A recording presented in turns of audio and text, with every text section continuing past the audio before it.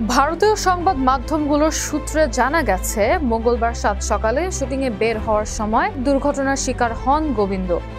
অভিনেতার পায়ে গুলি লাগে, সঙ্গে সঙ্গে মাটিতে লুটিয়ে পড়েন তিনি। যন্ত্রণায় কাতরাতে থাকেন। এরপর দ্রুত তাকে মুম্বাইয়ের হাসপাতালে নিয়ে যাওয়া হয়। মুহূর্তেই ভাইরাল হয় সে খবর। কিভাবে গুলি লাগলো এই অভিনেতার, এমন প্রশ্ন উঠে সামাজিক যোগাযোগ মাধ্যমে। তবে তা খোলাসা করেছেন অভিনেতার ম্যানেজার শশী সিনহা। ভারতীয় গণমাধ্যমকে তিনি বলেন, কলকাতায় একটি শো করার জন্য সকাল 6টায় আমাদের বিমান ছিল। আমি বিমানবন্দরে পৌঁছে গিয়েছিলাম। গোবিন্দ তার বাসভবন থেকে বিমানবন্দরের উদ্দেশ্যে রওনা দিতে যাচ্ছিলেন। সে সময় দুর্ঘটনাটি ঘটে। রিভলভারটি আলমারিতে রাখার সময় পড়ে গিয়ে গুলি ছুটে যায়। ঈশ্বরের আশীর্বাদে গোবিন্দর শুধুমাত্র পায়ে আঘাত লেগেছে, গুরুতর কিছু ঘটেনি। এদিকে অস্ত্রোপচারের পর গোবিন্দ সুস্থ আছেন বলে জানিয়েছে তার পরিবার। অভিনেতা স্ত্রী সুনিতা আহুজা জানিয়েছেন, গোবিন্দ এখন সুস্থ আছেন। তার মেয়ে হাসপাতালে তার সাথেই আছেন। অভিনেতা নিজেও এক অডিও বার্তায় এ তথ্য নিশ্চিত করেছেন। ভক্তদের উদ্দেশ্যে দেওয়া অডিও বার্তায় তিনি বলেন, আমি গোবিন্দ, ভক্তদের আশীর্বাদ, ভগবান ও অভিভাবকদের আশীর্বাদে একটু ভালো আছি। আমার পায়ে গুলি লেগেছে, গুলি বের করা হয়েছে। ডাক্তার আগ্রাওয়ালের কাছে আমি কৃতজ্ঞ। যারা আমার দ্রুত আরোগ্য কামনা করেছেন তাদেরকেও ধন্যবাদ জানাই। হাসপাতাল কর্তৃপক্ষ বলছে, অভিনেতার শরীর থেকে অনেকটা রক্তপাত হয়েছে। আপাতত গোবিন্দকে পর্যবেক্ষণে রেখেছেন চিকিৎসকেরা।